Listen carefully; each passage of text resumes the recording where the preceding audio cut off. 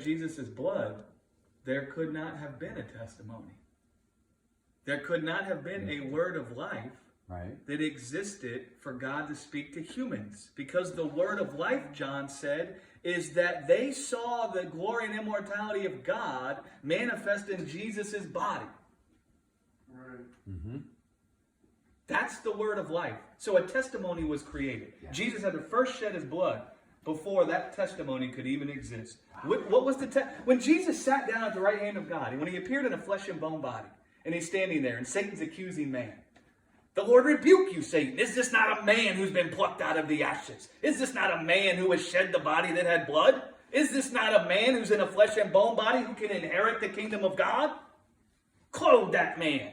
Boom. And then he sits down at the right hand of God. Now there's a testimony. Do you know what part of the testimony is there again now? It is very good.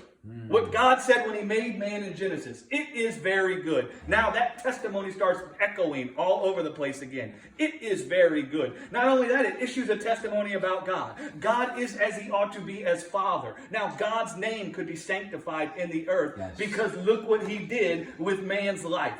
Look what he did when man needed life. Look what he did when man was naked.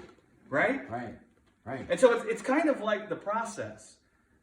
Jesus couldn't have been sat down at the right hand of God and received the promise of the Spirit as a man unless his blood first ran out of his body. He had to be flesh and bone.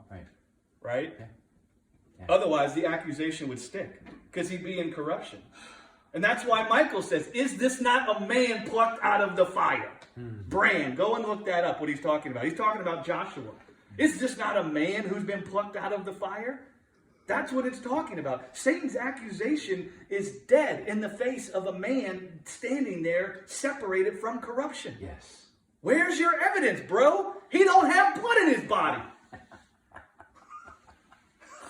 Right? And then God's like, put that glorify this man. That's right. Boom. Right? Now, Jesus didn't have to prove himself to God. It was about cleansing the temple from the accusation of Satan. Go and look in Revelation. It says that Satan was accusing the brethren to God day and night. And then it talks about him being cast out. And it talks about Michael being involved. Now go read Zechariah and see Michael saying, the Lord rebuke you, Satan. Now picture that with Jesus ascending into the heavenly tabernacle and see that whole thing going down. Satan accusing man to God. Now all of a sudden, a man appears there in a flesh and bone body, not flesh and blood. That totally undoes Satan's evidence. That totally undoes Satan's evidence. Now, Michael, the Lord has ruled, Satan. The Lord rebuke you, Satan. Your evidence, your accusation is empty. It's void. It's cast out.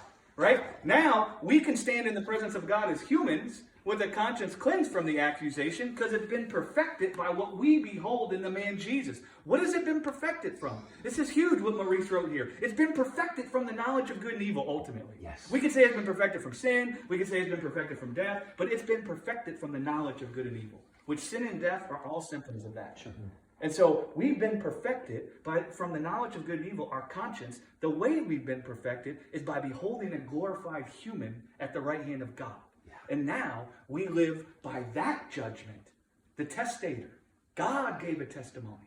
Now we live by that testimony instead of the testimony that the tree of the knowledge of good and evil gives. And it's the spirit that gives life. The flesh counts for nothing. So, Jesus